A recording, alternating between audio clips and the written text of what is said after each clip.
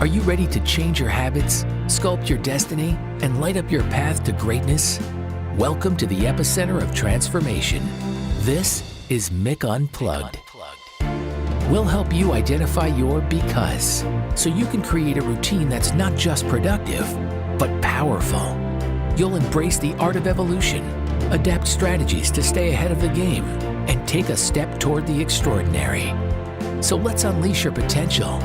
Now, here's Mick. Ladies and gentlemen, welcome to another exciting episode of Mick Unplugged. And today we are diving into the world of high-stakes real estate, philanthropy, and navigating life's transitions with a visionary who's redefining the industry. From handling sensitive estate sales to founding a national network of trusted real estate advisors, she's a leader whose concierge approach to business and life is as innovative as it is inspiring. With a career that spans over 2 decades, marked by her unique blend of style, negotiation prowess, and a deep commitment to her community, it is my distinct pleasure to welcome the incomparable Melissa Rubin. Melissa, welcome to Mick Unplugged. Thank you so much for letting me be here. I'm so excited. I am excited as well. I'm excited for the world to hear about your journey, to hear about you and all the amazing, cool things you're doing down in South Florida and also New York. And as we talk about that journey, Melissa, your journey from the fashion industry to becoming a real estate mogul is fascinating, right? Can you share what inspired this transition and how your past experience have helped shaped who you are today? So certainly. So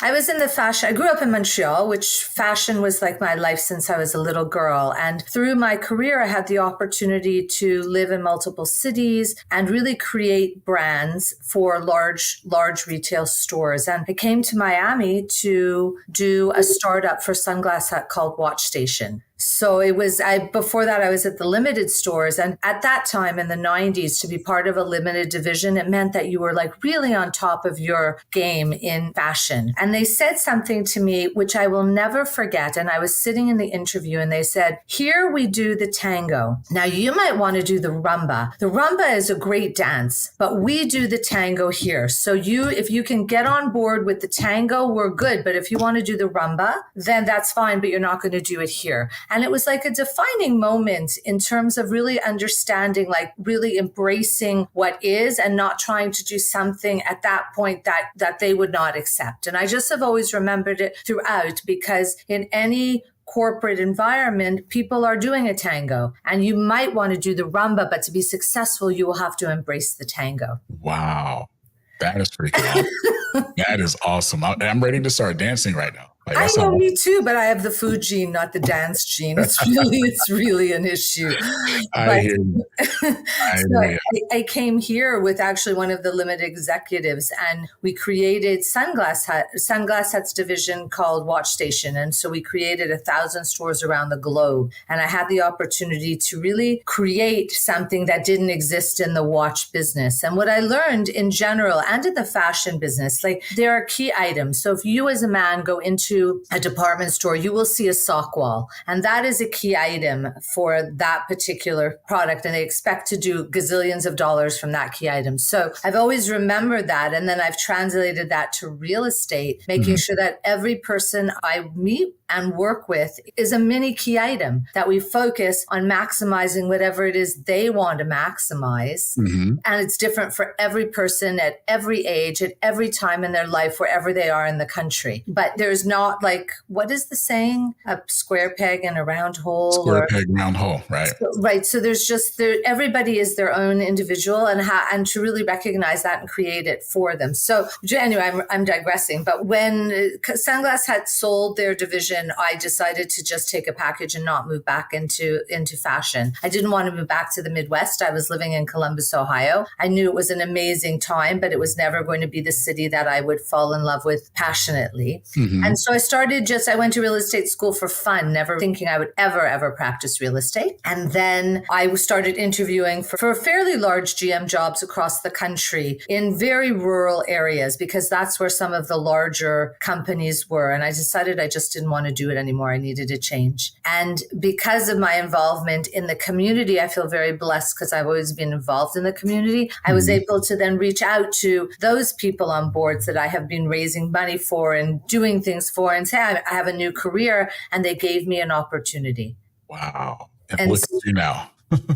Right. So but it's very humbling. I think when in any career, we sometimes think what we do is who we are, and what we do is what we do, and who we are is who we are. And when you can take out the ego and recognize that, starting over again is very humbling, from being one of the largest in that particular business to starting over and not having a clue is very humbling. Correct. That's awesome. And you're actually going a place that we talk about a lot here at Mick Unplugged, because, I love Simon Sinek's Start With Why, right? Like, everyone has a why. But to me, there's a deeper thing, and I call it your because. Like, there's a reason that makes us do the things that we do. And, knowing your story a little bit, like, you have a deeper because as well, right? Like, there's a reason that made Melissa navigate the waters that you navigated. What would you say your because is?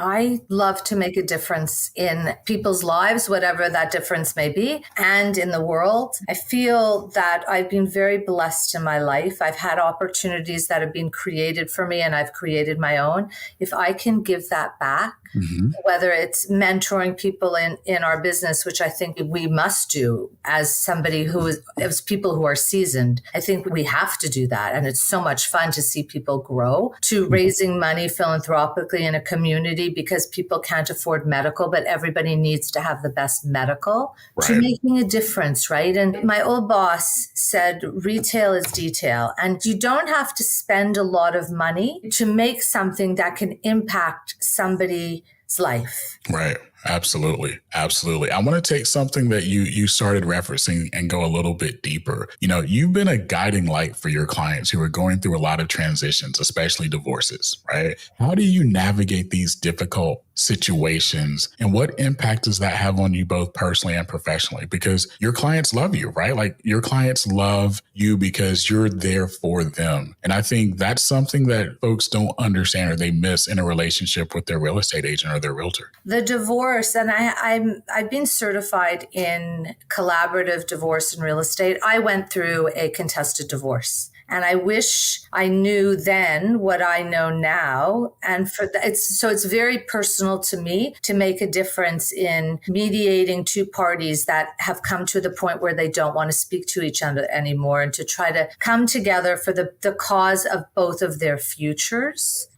And sometimes that means speaking separately to each other. Sometimes that means getting on the phone together so that we can communicate effectively. But mostly we plan in advance so that everybody is on the same page as we go through the process. But I never understood how people can love each other, be so close to each other, sleep side by side with each other, and then dislike each other so much. And right. And it's like, it's unfathomable. I lived through it, so I certainly can relate to it. I just don't know how I got to that point, but it's just, that's just really important. Again, another thing you can do to make what is a very stressful situation sort of less stressful for somebody. Yeah. And so your playbook, the Essential Playbook, winning real estate tips during divorce, right? That's a notable achievement. What was your motivation behind that? And I take a little bit, it was your personal story and your personal journey. What do you hope that the readers of that book, or the people that are going to go read this book now, listening to this podcast, what do you want them to take away from that playbook? We don't know what we don't know. And really, it's just, whether you're going through a divorce or not a divorce, it's just being fiscally responsible. Real estate is going to be your largest asset for the most part. We work our whole lives, but for the most part, we make much of our foundation in real estate. And so to be able to just step back and read like what the little things you could do to maximize your profit, because that will help your future, is what the intention was to get out of it. And I didn't know what I didn't know.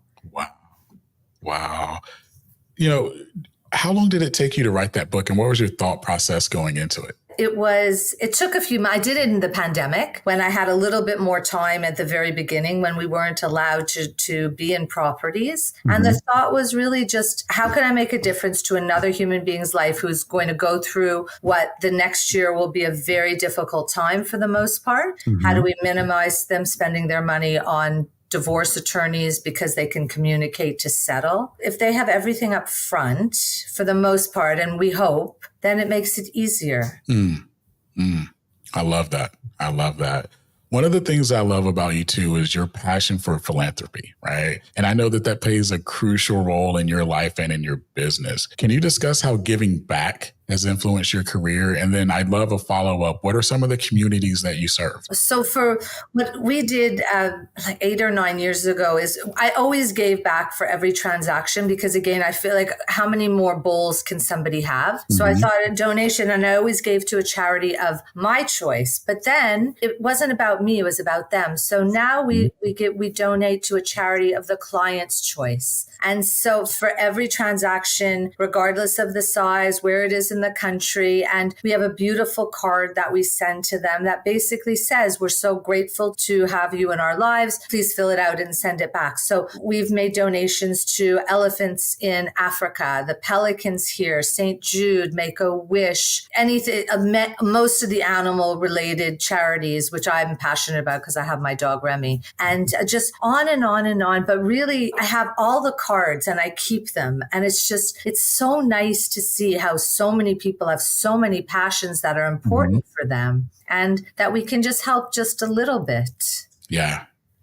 That's awesome. That's awesome. Being this real estate mogul that you are, you have your pulse on real estate, right? The world's constantly changing, right? Even the worlds that I live in and that I represent, what was yesterday is not the same as today, and it definitely is not going to be tomorrow. What do you see as some of the future trends in the real estate market and environment? Oh, it's so interesting because, as you said, it does change every second. And Miami is an interesting, I feel we're an anomaly to many of the places in the world because we're an influx of so many cultures coming here. So we're a second and third home market. And for that, we don't feel, I don't think, the trends as some of the other places may. So when the interest rates went up and things paused, many of our transactions are cash transactions and people want to get their money out of their countries. So we're not impacted as much. We still are impacted. There are trends towards different things in the home to make, like luxury has changed. There are trends right now. People are putting dog baths in their home as something new in their laundry rooms to make it easier because maybe they want to have that experience of bathing their dogs. And I know it sounds funny, but it's like, I was in a condo the other day on Fisher Island and she has this beautiful shower in the middle of her gigantic laundry room. And that was a priority for her designer. Wow. You know, there's going to be 5 people that listen to this podcast and they're going to have dog baths now. It's the cutest thing, though. And I think about it because I stick Remy in the sink. I wish that I could have like a shower for my dog, like separate shower. It would be unbelievable. And we're seeing like different trends in condominiums. Each new condominium is trying to be more luxurious than the next. But everything is about lifestyle and having an experience. And it's less about speaking about 4 bathrooms and 3 bedrooms and etc. It's really about what is the experience that I'm going to have when I'm living in this particular environment, whether it's a single family home or a condominium. And that's really the languaging that's becoming more and more and more. And we see developers offering pickleball and just and sunset and cold plunges and things that really are creating more of a lifestyle and community environment. Wow, that's awesome. Has AI impacted the real estate industry at all? It has, in terms of just helping us write. And it's made a difference because although I still use a copywriter, I'm able to at least give her something better than like my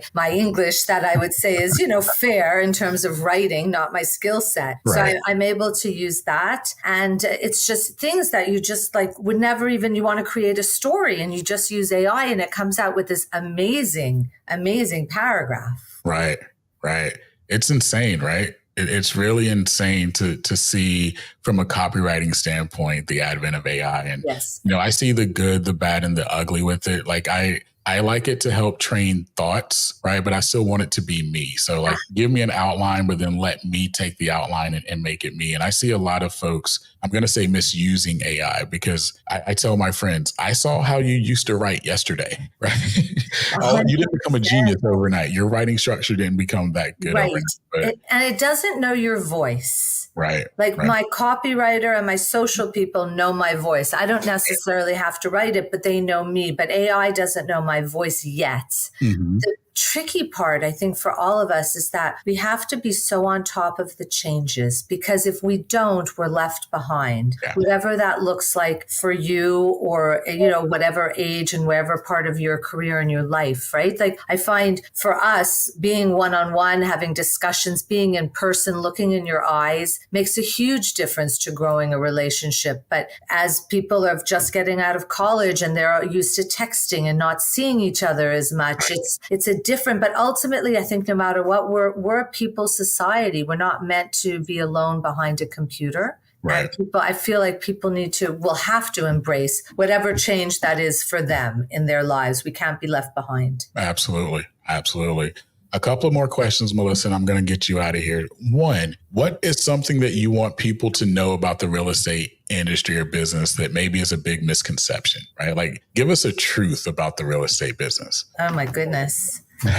The actual business itself is a lot of hard work. The television shows make it look super easy. You know, they just, hi, I like to buy this property. Everything's great. They're done. They're celebrating. And that is not reality. The reality is that there are many things that are involved in a transaction, both emotional and, you know, a physical transaction. And going through that, I think unless you know it, you don't know it. And being able to guide people through all of those processes is one of the most important thing, because it's their biggest asset for the most part. Yeah. So that is a truth. I mean, it is just a lot of hard work. There it is. There it is. Absolutely. You've built an amazing team, right? Like I would say, knowing you're probably really proud of the team that you've built more than you are the successes that you've had, right? What do you look for? What are the top 3 qualities that you look for in hiring a team member to be a part of your company? The most important is that they're hungry to work. When I interview people that say, I just want to come for the leads, that doesn't work well with me, because I feel that leads are a resultant of work well done. But that's not my model. I want people that really want to work and really are open to learn, because not only do I coach them, but I have a professional coach that coaches them. So they have to be coachable and want to learn. And we're not an I. And to be able to participate, to participate in whatever it is that we need done for the team, because that's what we do to sports. So I look for that a lot. Yep. And that's like the most important for me, because we can be taught everything. Right. Absolutely. Absolutely. What are 2 other things you look for out of your team? They have to like dogs. Uh-oh. That can't be a part of the team, Melissa. Oh, no. Oh, my goodness. I'm so sorry. No, I like dogs. Are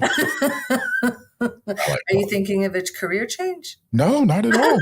Not at all. I can supplement what I'm doing sometimes. You never know. 100%. I know people, Melissa. I used to live in South Florida, so I know people. You know, of course. And I always say to everybody, you just never know. And having your real estate license earns you a referral fee. So why not? And then you learn something else. There you go. Yeah, I'm really interested in how people we'll go to lunch or I'll go to dinner with them, and I'm interested in how they communicate with the wait staff. Ah, okay. Because how they communicate with the wait staff is how they're going to communicate with our clients. And so that's really important. I have a whole value and values that are really important to me. And it's important that we share those same values. Integrity, communication, trust, honesty, all of those things are really important. And the other thing that I look at, which might seem, I don't know, silly, but I'm always concerned, especially if somebody is just starting out, that they have 6 months to a year of savings. Because if you don't, you may make decisions that would be in your best interest and not the client's best interest. Totally agree. And so for me, that's really important when somebody is just starting out. I do the same thing when I talk to salespeople in other industries, right? Like, you don't want your integrity to come down to a right now decision in your checking account, right? Like, that's not the integrity that I'm looking for. So I totally agree with you on that. Yeah, it comes back, I think, to haunt you. And all we have is our reputation. That's right. And so to do that. So those are some of the key things, and just having a discussion and seeing what's the most important to those people and making sure that I can help them achieve what's most important to them. There you go. There you go. All right, Melissa, last question. What's one thing you want the world to know about Melissa Rubin? Oh my goodness. Well, I would say 6 or 7 years ago, I rappelled down the Marriott Marquis rooftop, the Marriott Marquis starting at the rooftop for a children's charity. And I'm not like a daredevil like some of my friends. And so for me, it was like, oh my God, I am on the rooftop of the Marriott Marquis on a rope going down. And I feel like we have to constantly challenge ourselves to become the new normal. And for me, that was like a new normal, to be able to try something new out of the box. And the more we do, the more interesting we are, the more value we can offer to people personally and professionally. I love it. I love it. Ladies and gentlemen, Melissa J. Rubin. Melissa, again, thank you so much for being on the show. I'm truly honored that you took some time out of your busy schedule to spend just a few moments with me and the listeners of the Mick Unplugged podcast. This was the most fun. Thank you so much. It was so much fun. I appreciate that. And to the listeners out there, remember, your because is your superpower. Go unleash it. Until next time, thank you, Melissa. Thanks for listening to Mick Unplugged. We hope this episode helps you take the next step toward the extraordinary and launches a revolution in your life. Don't forget to rate and review the podcast, and be sure to check us out on YouTube at Mick Unplugged. Remember, stay empowered, stay inspired, and stay unplugged.